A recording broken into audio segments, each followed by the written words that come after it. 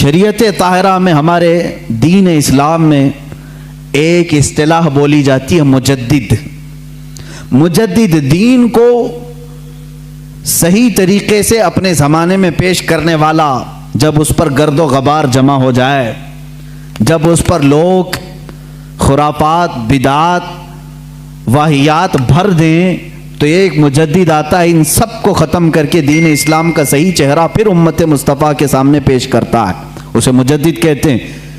یہ مجدد کا لفظ بھی ملا ہے ہمیں حدیث رسول سے۔ اللہ کے حبیب صلی اللہ تعالی علیہ وسلم نے ارشاد فرمایا، سنن ابو داؤد کی حدیث ہے، ان اللہ یبعث لہذه الامة رأس كل 100 سنة من یجدد لها دینہا۔ اللہ کے حبیب صلی اللہ علیہ وسلم فرماتے ہیں، بے شک اللہ تعالیٰ اس امت میں ہر 100 سال پر ایک ایسا شخص پیدا کرتا ہے جو میرے دین کو تجدید کر کے صحیح چہرے کے ساتھ پیش کرتا ہے۔ ہر صدی میں، ہر 100 سال میں ایک ایسی شخصیت پیدا ہوتی ہے جو دین کا صحیح چہرہ امت کے سامنے پیش کرتی ہے۔ ہاں، ہم جس زمانے میں ہے، اس زمانے میں ہمیں مجدد کی پہچان جو ملی، اعلیٰ حضرت امام احمد رضا خان فاضل بریلوی رضی اللہ تعالیٰ عنہ شہرۂ آفاق ہیں، اس لیے مجدد کا لفظ آپ نے زیادہ طور پر اعلیٰ حضرت کے لیے سنا ہوگا۔ اور اس سے قبل تقریباً 13 صدیوں تک مجدد آتے رہے۔ پہلی صدی کے مجدد حضرت سیدنا عمر ابن عبدالعزیز رضی اللہ تعالیٰ عنہ کو لوگوں نے فرمایا ہے، محدثین اور فقہاء نے فرمایا ہے، وہ پہلی صدی کے مجدد تھے۔ دوسری صدی کے مجدد میں امام شافعی رحمۃ اللہ تعالیٰ علیہ کا نام پاک آتا ہے۔ اسی طرح کئی علماء ہیں، اس میں مجددین کی فہرست ایک طویل ہے۔ ایک زمانے میں کئی مجدد بھی ہو سکتے ہیں، ضروری نہیں کہ پوری دنیا میں ایک ہی ہوگا۔ تیسری صدی میں دوسرے مجدد آئے، چوتھی میں الگ آئے، پانچویں میں الگ آئے۔ امام غزالی رحمۃ اللہ تعالیٰ علیہ یہ بھی مجددین میں ہیں۔ اور اسی طرح سے 1000 سال کے بعد ہندوستان میں ایک مجدد آئے جن کو مجدد احمد فاروقی سرہندی، مجدد الف ثانی کہا جاتا ہے، جنہوں نے اکبر کا لایا ہوا دین الہی ختم کیا اور دین مصطفیٰ کی پھر سے نشو نما کی۔ وہ مجدد الف ثانی امام ربانی جن کا لقب ہے وہ احمد فاروقی سرہندی۔ ان کے بعد پھر مجدد آئے سیدنا عبدالعزیز دہلوی رحمۃ اللہ، شاہ عبدالعزیز محدث دہلوی رحمۃ اللہ تعالیٰ علیہ۔ 14ویں صدی کے حالات میں تھوڑے سے آپ کے سامنے بتا دوں۔ یہ 13 صدی کے جو مجدد آئے، انہوں نے اپنے اپنے زمانے میں تجدیدی کارنامے فرمائے۔ ان کے زمانے میں جو چیلنجز تھے ان کا مقابلہ انہوں نے کیا۔ امت مصطفیٰ پر، دین مصطفیٰ پر آنے والی ساری بلاؤں کو انہوں نے دور کیا۔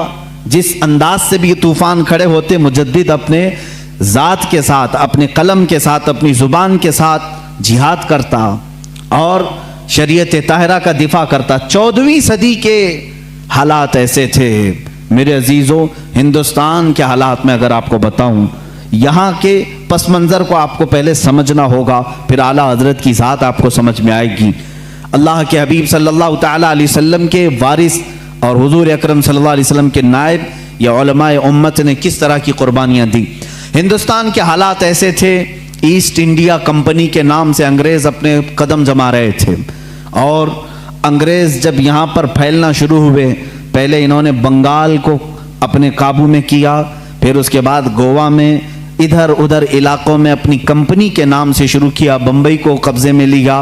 یہ وہ دور تھا جب یہاں پر مغل سلطنت آخری سانسیں لے رہی تھی۔ بہادر شاہ ظفر جس کے آخری حکمراں رہے ہیں، یہ کمزوری کے ایام تھے، مغل سلطنت کی علالت کا دور تھا، اور انگریزوں نے اس کمزوری کا فائدہ اٹھا کر کے ہندوستان میں اپنے قدم جمائے۔ جانتے ہیں اس وقت پورے ہند میں، ابھی ہندوستان کی تقسیم نہیں ہوئی تھی، یہ بنگلہ دیش بھی ہندوستان کا حصہ تھا، یہ پاکستان بھی ہندوستان کا حصہ تھا، افغانستان کے بھی کئی علاقے ہندوستان کے حصے میں آتے تھے، بڑا ہند تھا اس زمانے میں۔ پورے بر صغیر اس کو کہا جاتا ہے، سب کانٹیننٹل ہندوستان کو، بر صغیر، شبہ القارۃ الہندیہ اس کو عربی میں کہتے ہیں، یعنی ایک انٹر کانٹیننٹل کے برابر ہی ہندوستان کو سمجھا جاتا ہے، تھوڑا چھوٹا اس سے۔ اتنے پورے علاقے میں پورے مسلمانوں کا عقیدہ ایک ہی تھا، وہ اہل سنت و جماعت تھے، یا اگر کچھ تھے تو رافضی اور شیعہ تھے تھوڑے سے، لیکن پورے بر صغیر میں مسلمان صرف اہل سنت و جماعت تھے۔ انگریز جب یہاں پر ہندوستان میں آئے تو ان کو سب سے زیادہ خطرہ کس سے تھا؟ انہوں نے اپنی کتابوں میں لکھا علماء اسلام سے انہیں خطرہ تھا۔ علماء اسلام ان کے خلاف کھڑے ہو سکتے تھے، اور ظاہر سی بات ہے اس وقت ابھی ترکی کی خلافت عثمانیہ بھی موجود تھی اور ہندوستان میں مغل سلطنت تھی۔ مسلمانوں کا دبدبہ ایسا تھا کہ ایک بار اگر بادشاہ اسلام جہاد کا اعلان کر دے تو سارے کفن بردوش سڑکوں پر آ جاتے۔ ایک اعلان ہو جائے، نوجوان تو نوجوان، بوڑھے بھی راستوں پر آ جاتے اپنی جان اللہ کی بارگاہ میں پیش کرنے کے۔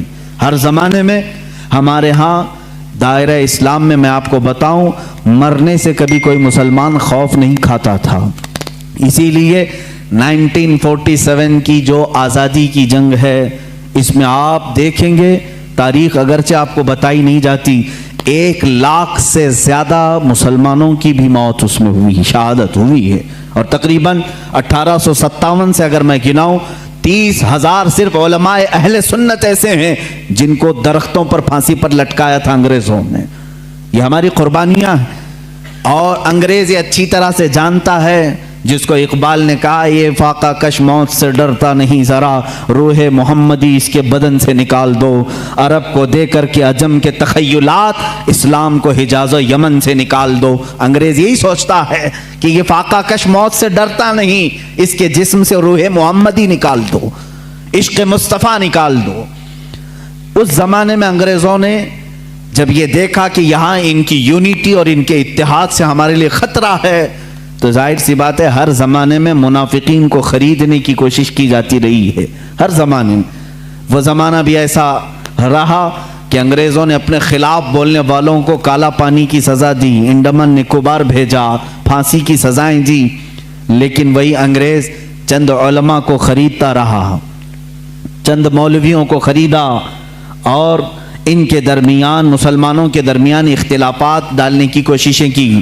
کیونکہ مشہور ہے، یہ میری اکیلے کی بات نہیں، سارے لوگ جانتے ہیں ڈیوائیڈ اینڈ رول کی پالیسی کس کی رہی ہے؟ انگریزوں کی رہی ہے، سب جانتے ہیں۔ ڈیوائیڈ اینڈ رول کی پالیسی انہی کی لائی ہوئی تھی، تفرقہ پیدا کرو، ٹکڑے کرو، اور اس کے بعد حکومت کرتے رہو، اختلافات ڈالو۔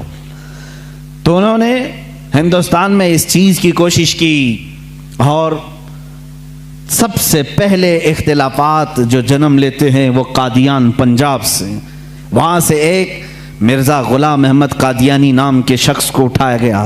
انگریزوں نے اس کی بہت بھرپور مدد کی، تعاون کیا پیسوں سے، اور پھر اس کے ذریعے سے نئی نئی چیزیں لانا شروع کیا۔ یہ وہی زمانہ ہے، یہ 14ویں صدی کا زمانہ، ہجری کے مطابق میں کہہ رہا ہوں، اور 1857 سے پہلے کے یہ معاملات ہیں۔ مرزا غلام احمد قادیانی کھڑا ہوا اور نئی نئی باتیں دین میں لایا، لیکن انگریزوں نے اس سے ایک غلطی یہ کروا دی کہ اس کو نبی بھی بنا دیا۔ اس نے اعلان کر دیا کہ میں محمد صلی اللہ علیہ وسلم کے بعد دوسرا نبی ہوں، میرا نام احمد ہے، مجھ پر وحی آتی ہے، انگلش میں فرشتے وحی لے کر کے آتے ہیں۔ یہ غلام احمد قادیانی کی پھکائی شروع ہوئی۔ ظاہر سی بات ہے امت مصطفیٰ اس وقت بیدار تھی، تقریباً ساری امت نے بالاتفاق اس کو ریجیکٹ کیا، اور اس کو کہا کہ یہ اس امت کا دجال ہے، اس کو خارج اسلام مانا۔ اور آج بھی پاکستان میں بھی قادیانیوں کو مائنورٹی میں رکھا گیا ہے، مسلمانوں میں نہیں، وہاں پر نہیں ہے۔ اس کا رونا یہ پوری دنیا میں روتے ہیں۔ ان کا تعلق ہی نہیں ہے اسلام سے، کیونکہ ہماری بیس اور ہماری جڑ ہے ختم نبوت کو دل و جان سے ماننا۔ رسول کریم صلی اللہ تعالیٰ علیہ وسلم کے بعد کوئی دوسرا نبی نہیں آ سکتا۔ غلام احمد قادیانی نے یہ خلفشار مچایا ہندوستان میں۔ ظاہر سی بات ہے عوام تو عوام ہے، کل انعام ہے، یعنی بھیڑوں کی طرح۔ ہوتا یہ ہے کہ اگر آج بھی شیطان بھی کھڑا ہو جائے تو اس کے چند مرید تو ہو ہی جاتے ہیں، ہو ہی جاتے ہیں۔ دیکھتے نہیں آپ کیسے کیسے باباؤں کے مرید ہوتے ہیں۔ ارے ان کی بیویوں کو یہ ورغلا کر کے اپنی بیوی بنا لیتے ہیں، تب بھی یہ مرید ہی بنا ہوا ہے، یہ ہوس کے پجاری۔ ایسے بھی حالات ہمارے سامنے موجود ہیں، حرام کاریاں کھلے عام دیکھتے ہیں پھر بھی اس کے مرید ہیں۔ اسی لیے میں کہتا ہوں یہ تو الگ بات ہے، شیطان اگر کھڑا ہو کر کے کہہ بھی دے کہ میں شیطان ہوں تب بھی تھوڑے مرید اس کے ہو ہی جائیں گے، کچھ تو بھلا کر دے گا یہ، معاذ اللہ رب العالمین۔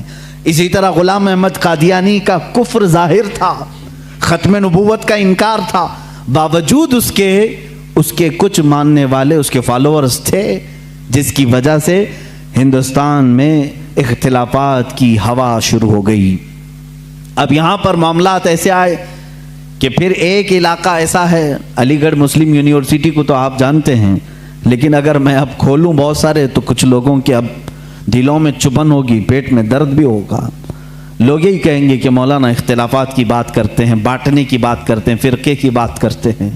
میرے عزیز، حق بات بتانے کو اگر تم فرقہ واریت سمجھو گے تو یہ تمہارا کوڑ ہے، یہ تمہارا مرض ہے۔ اگر کوئی یہ بتا دے کہ یہ شکر ہے یہ گوبر ہے تو تم کیا کہو گے؟ یہ فرقہ پیدا کر رہا ہے۔ فرقہ نہیں میرے عزیز، تجھے بتا رہا ہوں حلال کیا ہے حرام کیا ہے، میٹھا کھا لے اور غلاظت چھوڑ دے، اسی لیے تو علماء بتاتے ہیں۔ کیا ہمارا ذاتی کوئی جھگڑا ہے کسی سے؟ کوئی ہماری پراپرٹی پر آ کر بیٹھا ہوا ہے؟ کوئی میرے کپڑے چھینا ہوا ہے؟ کچھ نہیں ہے میرے عزیزو۔ جو باتیں میں عرض کر رہا ہوں اس کو توجہ سے سنیں، اور مجھے کسی کو گالیاں دینے میں کوئی شغف نہیں ہے اور نہ میری زبان ایسی ہے، لیکن جو حقوق اسلام ہے اور دین کے جو حقوق ہیں وہ میں بتا کر رہوں گا۔ ایک طرف غلام احمد قادیانی کی خرافات، دوسری طرف سر سید احمد خان، اس نے ایک نئے فرقے کی بنیاد رکھی، نیچریت۔ یہ کیا تھا؟ یہ بھی انگریزوں کے پاس سے پڑھ کر کے آیا، جو بانی ہے مسلم یونیورسٹی کا۔ ظاہر سی بات ہے وہاں کے ٹیچرز، وہاں کے اساتذہ کو کچھ باتیں بری لگتی ہیں، کچھ باتیں بری لگیں گی، لیکن یہ حقیقت ہے اور تاریخ سے تم منہ موڑ نہیں سکتے۔ سر سید احمد خان واپس آ کر کے قرآن عظیم کی بہت ساری باتوں کا انکار شروع کر چکا تھا۔ اس نے یہ کہنا شروع کیا کہ معجزات کوئی چیز ہی نہیں ہے، قرآن میں کسی معجزے کا ذکر ہی نہیں ہے، ہر چیز کی بدل کر کے تعویل کر دی، کہا فرشتے ہوتے ہی نہیں ہیں، انسان کے اندر جو نیکی کرنے کی طاقت ہے اسی کا نام فرشتہ ہے، شیطان کا کوئی وجود ہی نہیں ہے۔ وہ کہتا ہے کہ برائی کرنے کی جو صفت ہے انسان کے اندر اسی کا نام شیطان ہے۔ قرآن پاک کی پوری تفسیر بدل ڈالی، جنات کا انکار، جنت و دوزخ، ارے میاں کس نے دیکھا؟ یہ نیچریت تھی۔ نیچریت کا مطلب ہے نیچر کو ماننے والے ہیں، جو دکھ رہا ہے بس اسی کو ماننا ہے، جو نہیں ہے اس کو نہیں ماننا ہے۔ اور اس کے علاوہ حضور اکرم صلی اللہ تعالیٰ علیہ وسلم کے متعلق بھی بہت ساری نئی باتیں اس نے رکھی، قیامت کے دن شفاعت کے متعلق اور دیدار الہی کے متعلق سر سید احمد خان نے لکھا ہے کہ اللہ کا دیدار ہو ہی نہیں سکتا، نہ زندگی میں، نہ موت کے بعد، نہ جنت نہ دوزخ، ایسی کوئی چیز ہی نہیں۔ میاں ہندو تو عقیدہ رکھتے ہیں نرگ اور سورگ کا، وہ تو بیچارہ ان سے بھی نیچے آ گیا۔ یہ تمام چیزیں نیچریت اس زمانے میں پھیلی۔ اب کچھ مسلمان ادھر بھی فالوورز، سر سید احمد خان کوئی نیا پیدا نہیں ہوا تھا، یہ بھی انگریزوں سے پڑھ کر کے متاثر ہو کر کے آیا، انگلینڈ سے یا یورپی کنٹریز سے، اور مسلمان اس کو جو ظاہر سی بات ہے تھوڑا روشن خیال سمجھتے ہیں، ارے یہ بہت ہی ماڈرن ہیں، نیا علم لے کر کیا ہیں، اس کے پیچھے چلنے لگے۔ اس نے علم کے نام پر بہت سارے مسلمانوں کا عقیدہ خراب کیا۔ ایک طرف یہ معاملات، قادیانی فتنہ اپنی جگہ پر، نیچری فتنہ اپنی جگہ پر، اور پھر دیوبندی فتنہ ایک اور۔ یہاں پر میں آج انصاف کے ساتھ عرض کرنا چاہوں گا، آج جو دیوبند ہے یا جو دیوبندی ہیں، اگر ان کو میری بات بری لگتی ہے تو ٹھنڈے دل سے میرے عزیز اپنے دل پر ہاتھ رکھ کر کے سوچو، آؤ میں تمہیں دعوت دیتا ہوں، آؤ ہم ان تمام چیزوں پر جمع ہو جاتے ہیں جو صحابہ اور تابعین سے تھی. کوئی نئی بات تم اپنی کتاب میں نہیں لاؤ گے, کوئی نئی بات میں اپنی کتاب میں نہیں رکھتا. آؤ اتحاد کرو, میں اس اتحاد کا اعلان کرتا ہوں. لیکن جو نئی باتیں آئیں اس کا تم انکار کرو گے, علل اعلان کرو گے, اور یہ بھی کہو گے کہ ہم ان سے دور ہیں. ہوا یہ کہ اعلیٰ حضرت رضی اللہ تعالیٰ عنہ کے زمانے سے تھوڑے سے پہلے کی حالات میں بتا رہا ہوں آپ کو. دارالعلوم دیوبند کے بعد 4 علماء میں صاف صاف آج عرض کرتا ہوں جن کی کتابوں سے پوری امت میں تنازع پھیل گیا, اختلاف پھیلا. لوگ ہم کو اختلاف کا فتویٰ دیتے ہیں, اگر نہ یہ کتابیں آتی نہ یہ کوئی فتوے آتے. کتابیں لکھی گئی, کتابوں میں اچھی باتیں تھی, حضور صلی اللہ علیہ وسلم کی سیرت پر بھی کچھ کتابیں لکھی گئی, اللہ کی شان میں لکھی گئی, بہت ساری باتیں اچھی تھیں. لیکن بیچ میں چل کر کچھ عبارتیں ایسی کہ لڑکھڑا گئی, اور وہ اتنی لڑکھڑا گئی کہ عام مسلمان بھی اسے بولنا پسند نہیں کرے گا. براہین قاطعہ کتاب کا نام بول رہا ہوں, تقویت الایمان کتاب کا نام ہے, تحذیر الناس کتاب کا نام ہے, حفظ الایمان کتاب کا نام ہے. یہ وہ کتابیں جو آج چھپی نہیں ہیں, مارکیٹ میں چھپی ہیں, ابھی بھی موجود ہیں, ابھی بھی موجود ہیں. انہی کتابوں کی عبارات کی وجہ سے ہی تو یہ تنازع پھیلا پورے امت میں, اختلافات. اہل سنت و جماعت متحدہ متفقہ ایک ہی جماعت تھی بر صغیر میں. ان کتابوں کے آنے کے بعد ہوا کیا, ایک کتاب میں لکھا گیا اللہ جھوٹ بول سکتا ہے. نئی بات تھی. اس بات پر آج تک امت نے کبھی کسی بھی شیخ کسی بھی بزرگ سلف صالحین سے مجھے عبارت لا کر کے دکھاؤ اس سے پہلے کوئی بات ہوئی تھی. پھر ایک کتاب میں عقیدہ توحید کو بیان کرتے ہوئے مولوی اسماعیل دہلوی صاحب نے یہ تک لکھ دیا, حضور صلی اللہ تعالیٰ علیہ وسلم کا خیال نماز میں آنا گدھے اور بیل کے خیال سے بدتر ہے. یہ نئی بات تھی کہ نہیں تھی؟ اور جا کر کے کراس ویریفیکیشن کر لینا, اگر میں جھوٹ بولوں تو میرا جبہ پکڑ لینا, اور جو سزا دے سکتے ہو دو. میں یہ لفاظی نہیں کر رہا ہوں اور نہ پھکائی کر رہا ہوں, یہ جملے آج کتاب میں موجود ہیں. تقویت الایمان میں حفظ الایمان کتاب آئی, اس میں مولوی اشرف علی صاحب نے حضور صلی اللہ تعالیٰ علیہ وسلم کے علم غیب پر بحث کرتے کرتے یہ کہہ دیا, حضور کے علم غیب کی کیا تخصیص, کیا تخصیص یعنی ان کی کیا خصوصیت ہے. اتنا علم غیب تو زید کو, پاگلوں کو, بچوں کو, بلکہ جانوروں کو بھی حاصل ہے. شیطان کا علم غیب تو قرآن سے ثابت ہے, انہوں نے کہا شیطان کا علم غیب قرآن سے ثابت ہے. حضور صلی اللہ علیہ وسلم کے علم غیب کی کیا خصوصیت ہے, یعنی برابر ہو گئے. شیطان کو جتنا علم ہے اتنا ہی محمد صلی اللہ علیہ وسلم کو ہے. میرے عزیزو, کیا یہ باتیں دل پر نہیں لگتی مسلمانوں کے؟ یہ عبارتیں آئی, کتابوں میں لکھی گئی, اور بڑا فتنہ یہاں سے بھی ہوا مولوی قاسم نانوتوی صاحب کی کتاب سے, کہ انہوں نے یہ بھی لکھا کہ بالفرض بعد زمانے نبی کے اگر کوئی دوسرا نبی پیدا ہو گیا تو حضور کے خاتم النبیین ہونے میں کوئی فرق نہیں آئے گا. یعنی کوئی دوسرا نبی پیدا ہو سکتا ہے, اگر ہو گیا, اگر مگر کی بات ہی چھوڑو. جب حضور نے 1400 سال پہلے کہہ دیا, فرما دیا کہ میرے بعد کوئی نبی نہیں ہو سکتا, تو نہیں ہوگا. آپ کتاب میں یہ نئی بات لکھنے کی کیوں ضرورت پیش کی, آپ کو کیوں ضرورت پیش آئی کہ اگر اب کے زمانے میں بھی کوئی نبی آئے گا تو حضور کے خاتم النبیین ہونے میں کوئی فرق نہیں آئے گا؟ تو آپ کی اس بات سے پتہ نہیں کتنے محلوں میں کہاں کہاں کوئی نبی ہونے کا اعلان کر دے گا. عزیزان گرامی وقار, یہ کتابیں پورا کا پورا ہندوستان ایک کھلبلی مچا چکی تھی, کوہرام بپا تھا, تنازعات میں گھر گئے. قادیانی اپنے نبی ہونے کا اعلان کر رہا ہے, ادھر ایک نیچری فرقہ ہے علی گڑھ سے جو قرآن کے معجزات کا انکار, حسیات کو صرف ماننے والا, نیچر کو صرف ماننے والا اور مغیبات کو نہیں تسلیم کرنے والا, اور ایک طرف عظمت رسالت صلی اللہ تعالی علیہ وسلم پر. रसूल करीम सल्लल्लाहु ताला अलैहि वसल्लम के मुतालिक ये सारे जुमले आ रहे हैं।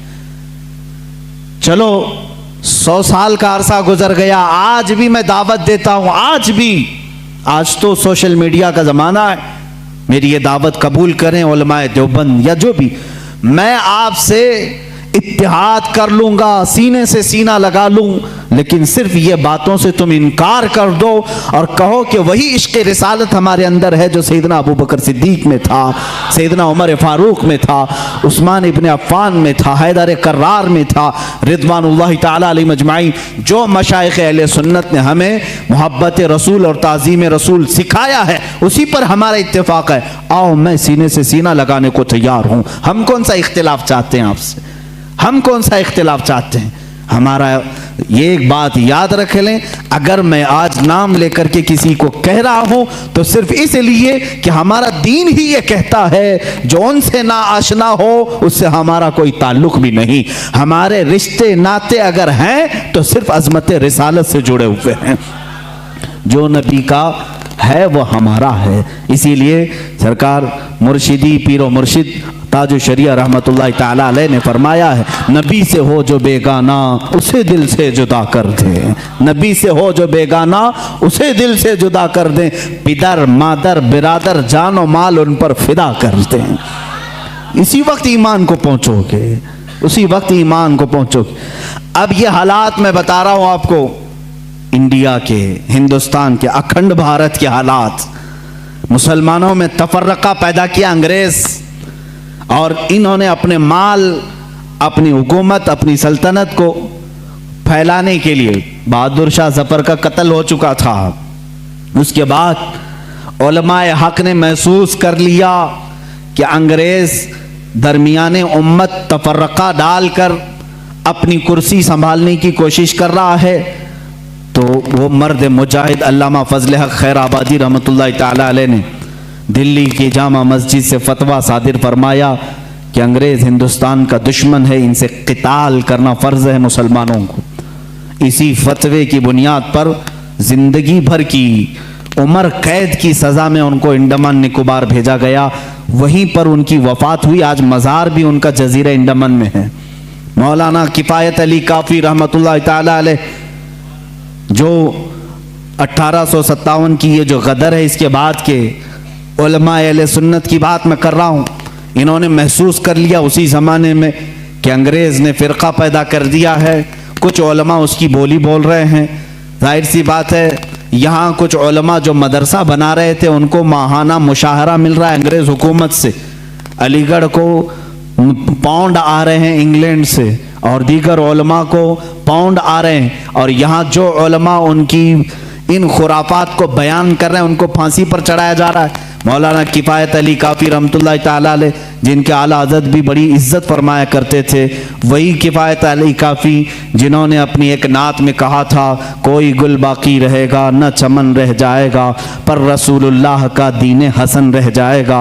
अतलसो कम ख्वाब के पोशाक पे नाजा न हो, इस तने बेजां पे खाकी कफन रह जाएगा। ये जो नात उन्होंने लिखी थी उस वक्त जब आपको फांसी के फंदे पर चढ़ाया जा रहा था। ये मौलाना किफ़ायत अली काफ़ी, फिर मौलाना इनायत अहमद काकोरवी रहमतुल्लाहि ताला अलैह, जिनको जेल की सलाखों के पीछे अंग्रेज़ों ने बंद किया।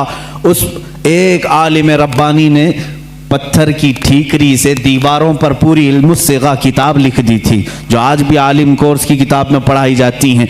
अजीज़ान गिरामी वक़ार, अगर अंग्रेज़ को उलमा से मोहब्बत थी और वो मदरसे की संगे बुनियाद में आ रहे थे, तो इन उलमा के साथ वो काला पानी की सज़ाएं और मौत और फांसी की सज़ाएं क्यों दे रहे थे? आप समझा करें। कुछ उलमा को वो शहीद कर रहे थे और कुछ उलमा को वो पैसों से पाल रहे थे। ये हालात बड़े दिगरगूं थे। उम्मत में तफर्रका, इख्तिलाफात आ चुके थे। अब ये वो ज़माना था, नेचरियत अपने पाँव फैला रही है, कादियानियत अपने पाँव फैला रही है। دہریت اپنے پاؤں پھیلا رہی ہے اور ایک طرف غیر مقلدیت بھی اپنے پاؤں پھیلا رہی ہے۔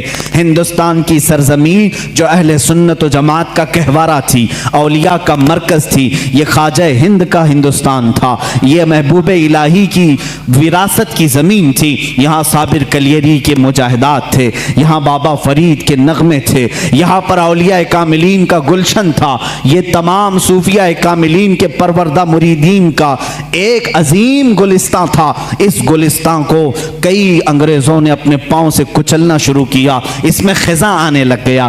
اس حسین گلدستے میں، ہندوستان کے گلدستے میں پھول مرجھانے لگے۔ نیچریت کا غلبہ آیا ہے، وہابیت کا غلبہ آیا ہے، قادیانیت کا فتنہ سر ابھار رہا ہے، الہاد و بے دینی کا فتنہ سر ابھار رہا ہے۔ اب ہندوستان کی سرزمین پر ایک ایسے مرد قلندر کی ضرورت تھی جو موسیٰ کا جلال لے کر فرعون کے مقابل میں آئے، جو ابراہیم کی ثبات قدمی لے کر کے نمرود کے سامنے آئے۔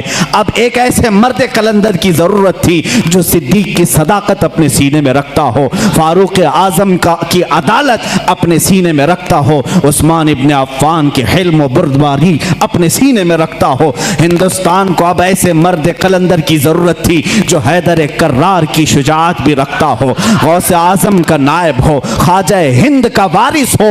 اللہ رب العزت نے ہندوستان کے سنی مسلمانوں پر وہ احسان عظیم فرمایا جب صوفیاء کے مرکز اور اولیاء کاملین کی خانقاہیں آواز دینے لگی، الہا اب ہند کا کیا ہوگا؟ یہاں تو اب چادریں نہیں، اب گاگریں نہیں، یہاں اولیاء کی بارگاہ میں آنے سے روکا جا رہا ہے، وسیلے کو شرک، استمداد کو کفر کہا جا رہا ہے، عظمت رسالت پر حملے ہو رہے ہیں، نماز میں رسول کے خیال آنے کو برا بھلا کہا جا رہا ہے، پیٹ پیچھے کی خبر نہ ہونے کی حضور کے بارے میں کہی جا رہی ہے۔ الہا اب کون اس دین کا وارث ہوگا، جانشین ہوگا، محافظ ہوگا، نگہبان ہوگا؟